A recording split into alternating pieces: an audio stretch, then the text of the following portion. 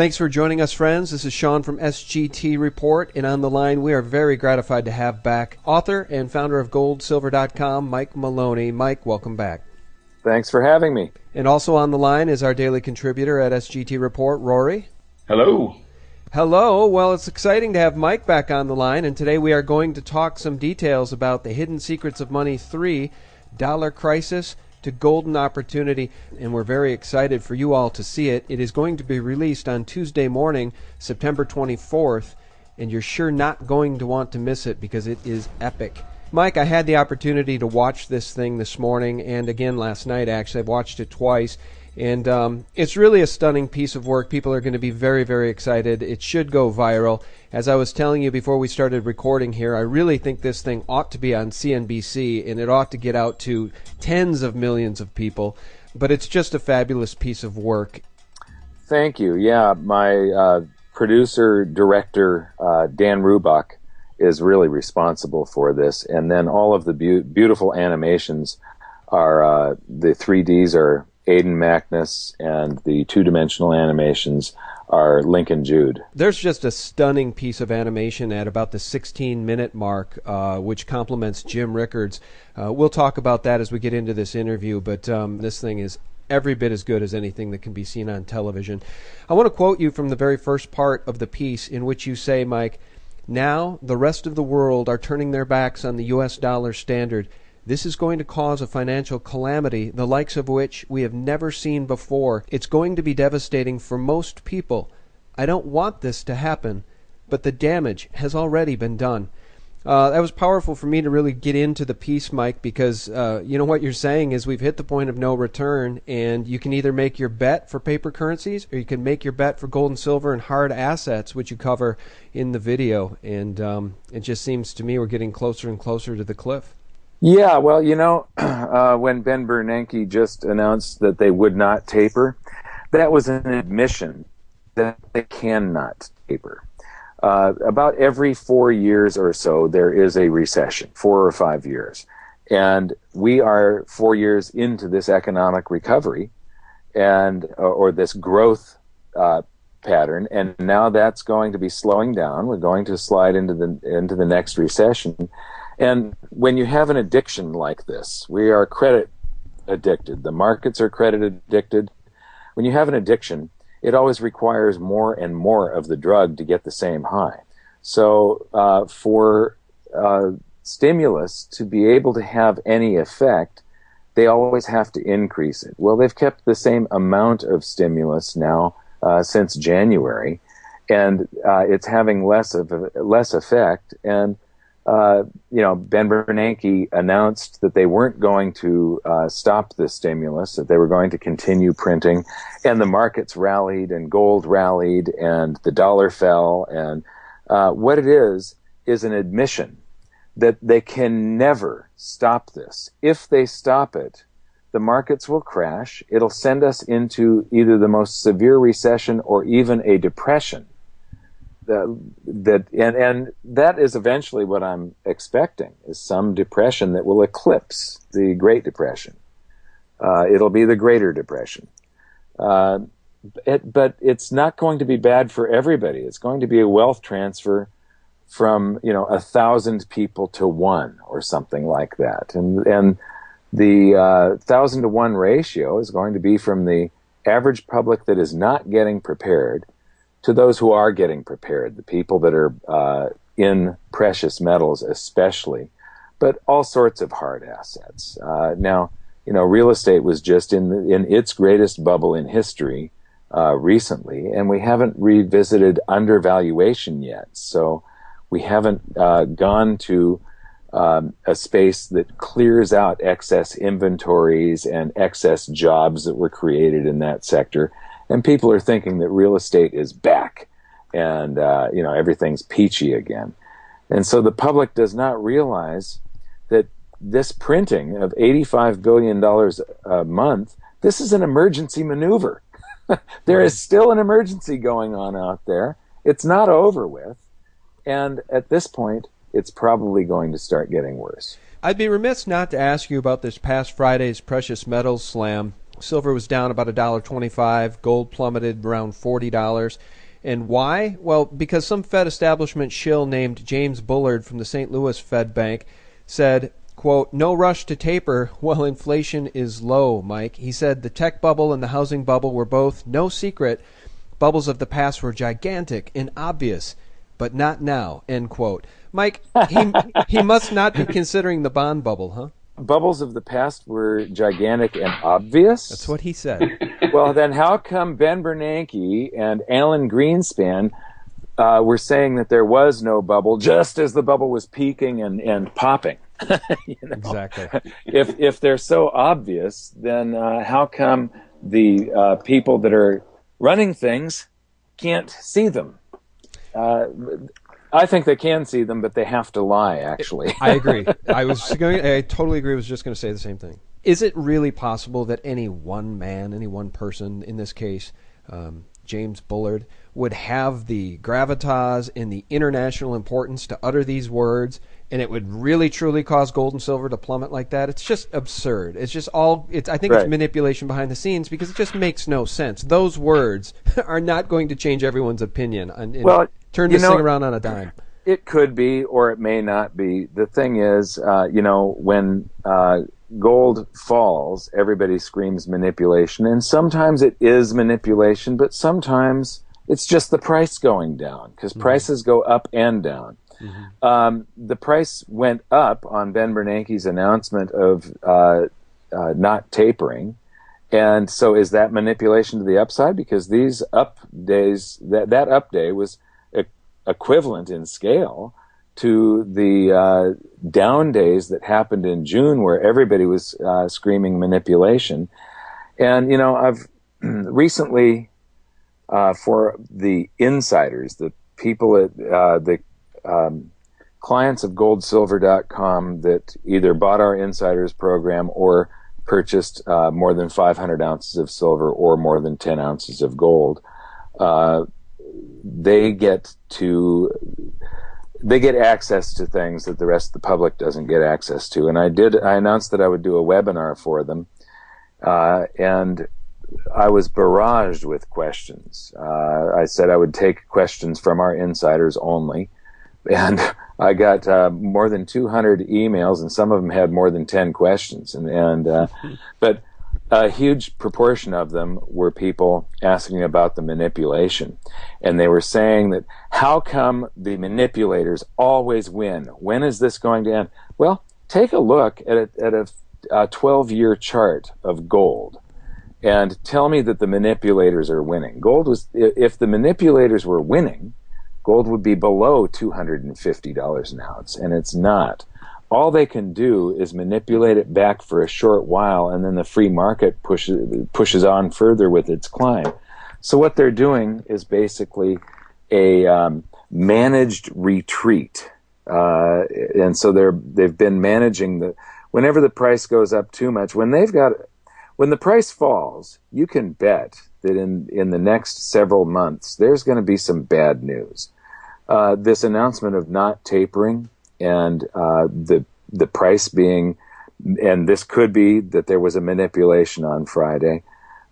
There's probably some very bad stuff coming up this fall, as far as Europe, as far as the U.S. economy, the debt ceiling talks, all of this. Whenever you see gold looking like it's being managed to the downside, manipulated, there's usually some bad news coming out, and they can't have it setting record highs and have bad news at the same time, because it'll go into a runaway. Well, let me ask you this then, Mike, as it relates to the dollar, because you really make the point in Dollar Crisis to Golden Opportunity here in Hidden Secrets of Money 3, that the dollar's already toast, and you have a really frightening, a shocking timeline, actually, a shocking timeline from 1970 to 2010, which you are calling nails in the coffin, and you're citing really recent and shocking examples of how the dollar really is already toast as the world's reserve currency. You cite China and Russia's bilateral trade agreement, China and Japan, India and Japan, China and Brazil. It's just a litany of bad news for the U.S. dollar. Can you tell people about that section of the film? Because I think it is the most eye-opening part of the movie for me. Well, it's really a continuation of the previous episode, number 2, where I show, when I was writing my book, I'm a believer in cycles, and I was looking for a cycle to the crises that we've had in the past, all the monetary crises, the stock market crashes, the recessions, depressions, and so on. So I loaded into a spreadsheet every crisis that I could identify from the beginning of the United States through the book. I was doing this back in 2005. And one thing stuck out dramatically is that every 30 to 40 years, the world has a new monetary system. We had the end of the classical gold standard during World War I. Then we had a intra-war gold standard, a gold exchange standard. And then from World War II to 71, we had the Bretton Woods system. And from 71 till today, we had the dollar standard, U.S. dollar standard, where the world, for one country, if Mexico wants to pay Germany for cars that they've imported, the car dealer, the bank will convert Mexican pesos to U.S. dollars, wire transfer those to Germany, where they get converted then into euros and deposited into the businessman's account. And the whole world worked this way. They used the dollar as the international wire transfer currency. And so every country on the planet was holding dollars, and the majority of the dollars reside outside the United States because of this. We're the only country on the planet that has had this privilege of having the world's reserve currency. And what it means is that we can pay all of our debts by printing currency. Mm-hmm. So it truly was a privilege. But for the past decade or so, our politicians have been abusing this as though it was their birthright, with these enormous amounts of deficit spending and currency creation. And what you're seeing is the world is starting to turn its back on this. What I show in the video, there's a timeline that shows when Nixon took us off of the Bretton Woods system and the dollar standard began, and then there's this big calm before the storm. And this calm goes all the way up to the Iraq, when Saddam Hussein announced that he was going to sell oil in euros. Right. And that was the first one of these golden nails in the dollar's coffin. That's right. They're just speeding up to where it's happening every month. Since that presentation, Australia has made a bilateral trade agreement with China. So they no longer use dollars when China is paying Australia for all of the, 30% of Australia's exports are basically raw materials going to China. Australia is a big raw material country. They've got natural resources, a lot of mining in Australia. And a lot of it goes to China. And China is now paying them not with U.S. dollars, but with yuan. And then the Eurozone is starting to do some of this. So now we're seeing major economies starting to bypass the U.S. dollar. Well, if 50% of them are outside the United States and countries stop using them, what do they do with them? They do exactly what happened back in the late 80s. I don't know if you remember when Japan was having its big economic boom. It was in a bubble. It felt rich, and all the dollars that when we would buy Japanese goods back in the 80s, those excess dollars came back to the United States and caused asset prices here to skyrocket as they bought up things like Lincoln Center in New York and downtown Los Angeles. They were buying all of the Class A pieces of real estate across the United States, and prices in real estate just soared. And so as these dollars come back, you've heard people talk about exporting inflation in the past. Well, that's how we export inflation. We buy something from overseas and we send them our dollars, and it inflates their economy, not ours. They've got the excess currency that we printed. Well, now those dollars they're going to come back over here and start buying stuff as they no longer have a use for these dollars. And so that, coupled with the addiction that Ben Bernanke, when he announced no tapering, this was an admission that the dollar is toast. They are going to print the dollar into oblivion instead of letting the economy try to flush out excesses and stuff. They want to try and hold us from going. Whenever you have a bubble, after the bubble, you have to visit undervaluations. You have to go through some sort of recession or depression to clear out all of the excesses that were created during the bubble. This is something that the free market just requires.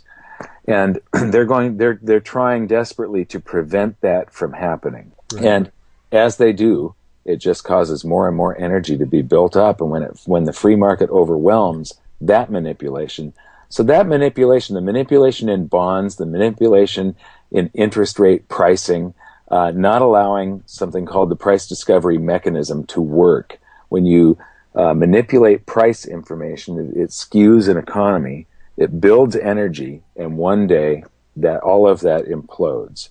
The timeline, Mike, made me wonder one other thing. I'll share with you. I thought it was rather amusing. But when Saddam Hussein wanted to sell oil in euros, we went into Iraq. When Gaddafi was talking about going to a gold dinar, we went into Libya. My question is, when will the Pentagon and the administration make the case for bombing Utah? Because Utah's off the hook, right? They've returned to gold and silver as legal tender, thank God. Good for them. Yeah. Well, I've spoken with some of the members of the Utah legislature that are pushing for this, and they brought in a bunch of CPAs to explain to the Utah legislature, to educate them, that the federal government is basically bankrupt. About half of the state funding comes from the federal government. So they anticipate that about half of their funding will one day vanish. And what they're doing is they're putting in a plan B. What do we do on the day that this happens? So they think that the dollar is also toast, and the reason that that they've made gold and silver legal tender once again in Utah is so that they have a plan B, so that the currency system can still work if gold is a currency there. If the dollar collapses, there's a plan B, gold. Right. And silver. Yeah, jump in, Rory. Go ahead. I want to go back to the nails in the coffin.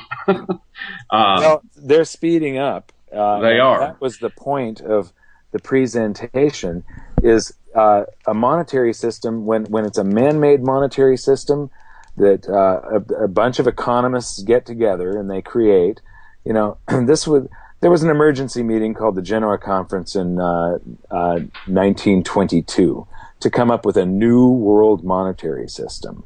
And then they did it again with the Bretton Woods Conference in 1944, where there was an emergency meeting of the world's finance ministers to come up with a new world monetary system. That was the Bretton Woods system.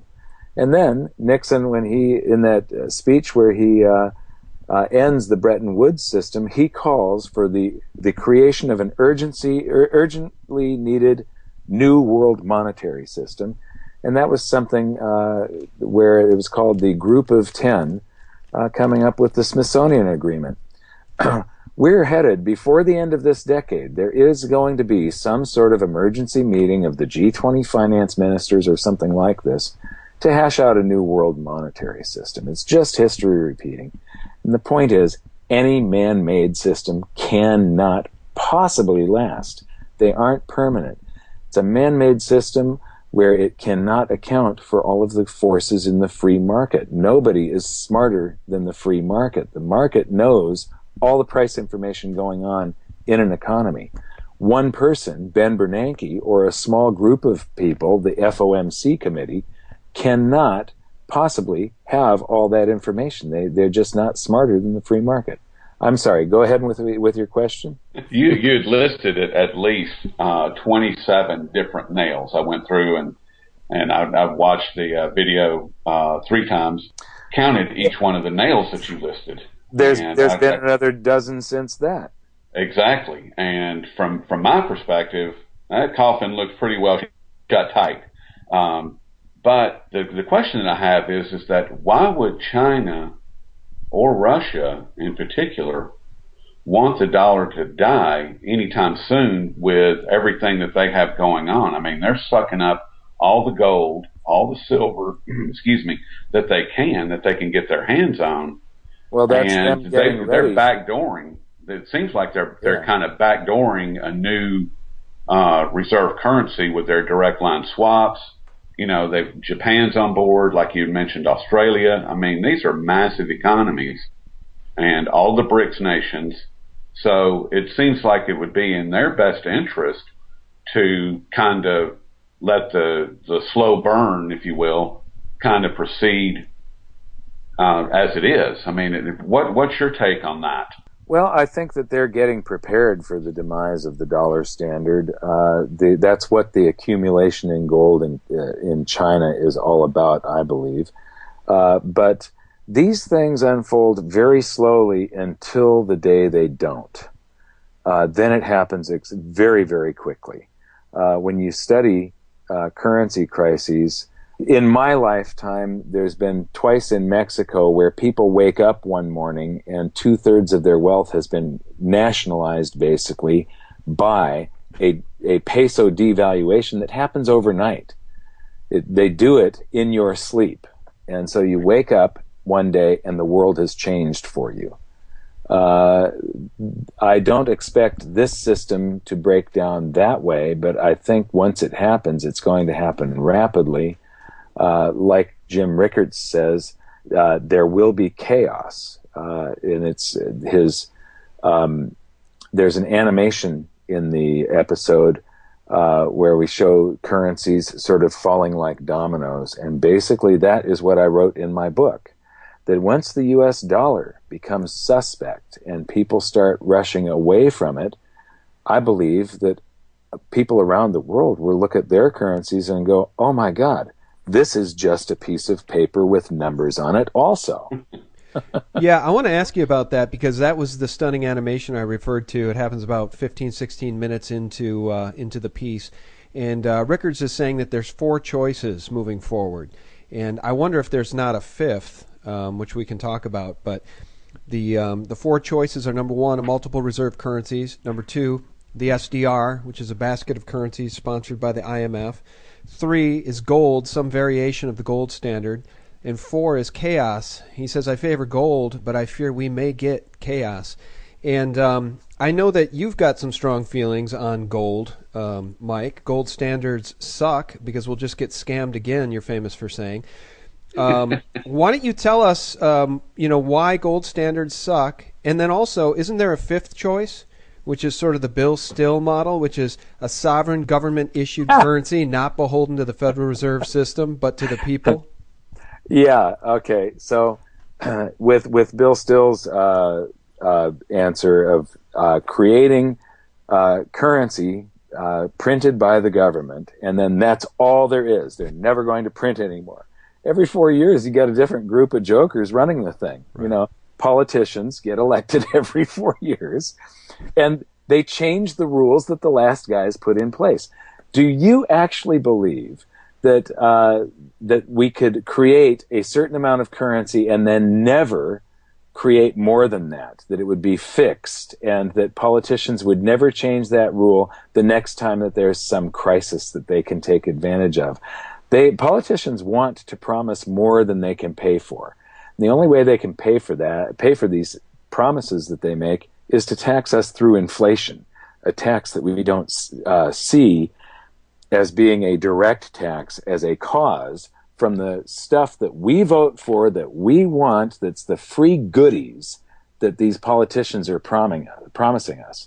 The free goodies aren't free. That's a dynamic that doesn't exist. Well, I want to play devil's advocate. I totally agree with you. But if I just may, okay, well, go ahead. Can I finish on, sure. On gold and silver. The difference between a gold standard and gold, a gold standard is a national currency that supposedly represents gold. You can use real gold or silver. You can use something that nature dictates the quantity of supply. And we've all the big discoveries when it comes to gold have pretty much been made. And the growth of the gold supply grows at about the rate of the population.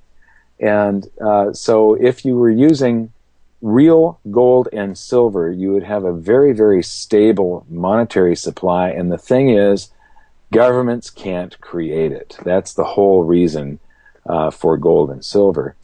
If the Bill Still model, it's a great idea. Right. It's just never worked. There's never been an example in history where that has worked. Right. I was just going to play the devil's advocate role and say, well, if we take a look at, the Alexander Hamilton model and the national bank, I think where we all agree, and Bill Still agrees, is the first thing you need to do is end the Fed.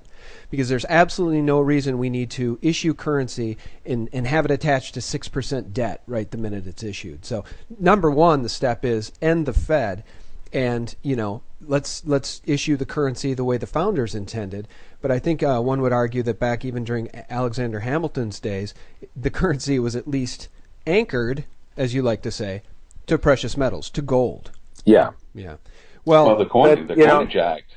The people have this thing in their head where they have to measure things in dollars or some name of a national currency that doesn't mean anything. They all used to represent gold, but why aren't we thinking in nanograms or grams or ounces? That's a universal currency that's the same all over the planet then. National currencies, gold standards, give governments the ability to institute capital controls. You lose freedom when you have some sort of gold standard or national currency, regardless. I mean, if we did the Bill Still model, for instance, you still have, if you travel, I've traveled an awful lot. The Hidden Secrets of Money is shot in 16 countries.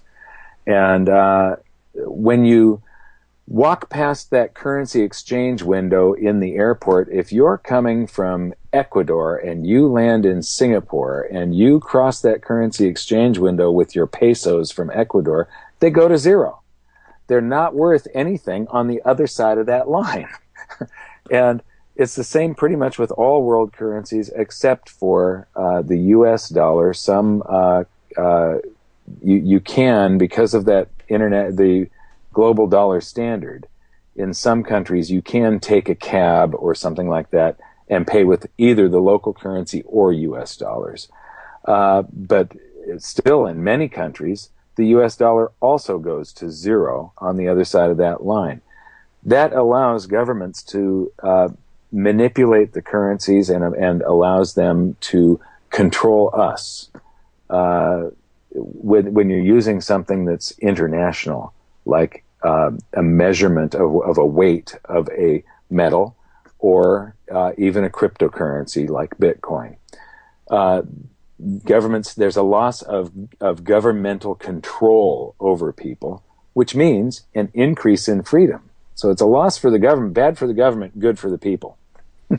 Yeah, and before we lose you, let's just flush this out, because gold standards suck, as you say, and I do think that you and Bill Still have two very important things in common. Number one, the Federal Reserve's just in our way. If we end the Fed, we're going to be better off. And number two, gold standards suck. The worst thing we could do is return to just a gold standard, because then the wealthiest of the wealthy that hold most of the world's gold, they'll just have us right where they want us. But can you just help people understand where you come down on the gold and silver? That's the most important. We need to have both, because that limits the scammers' ability to scam us. Well, the gold and silver are the reason I come down on that side of the fence is simply because that is what the free market has chosen as money without fail for the past 2,600 years. The free market keeps on choosing gold and silver over and over again as money. And see, I'm for whatever the free market chooses. I don't want to be somebody that has an answer. Bill Still has an answer. It's his idea of what we should do. I don't want to be somebody that's promoting any particular idea. What I want to promote is that the market should choose what is the best, most efficient means for people to create prosperity through dealing with one another. Okay. And it has always chosen gold and silver, so I just have a feeling it will again. Okay.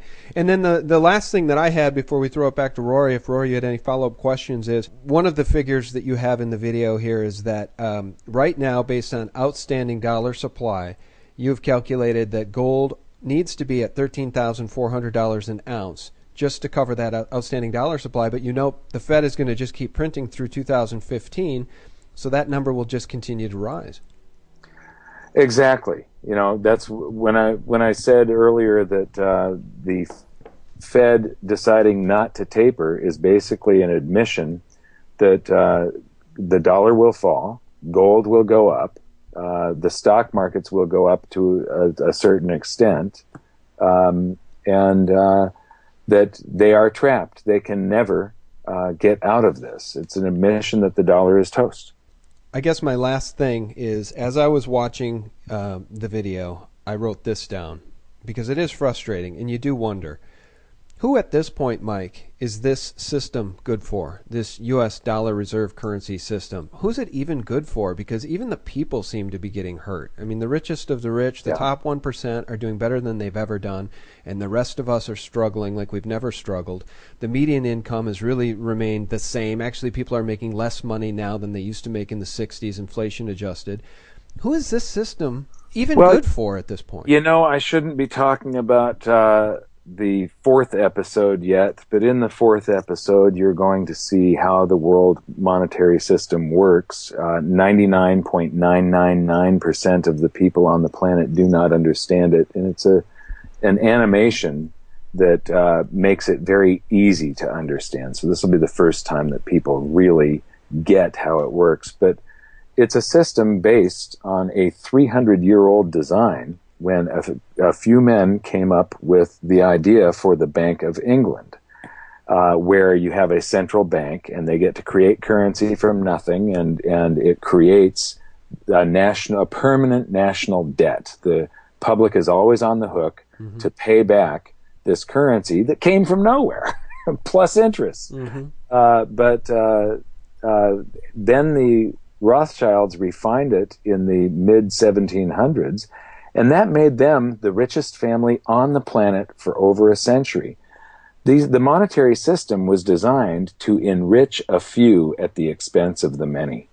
And it's not a good system. It does a wealth transfer to the banking sector mainly, and then also the government. Governments are in partnership, basically, with the banking system.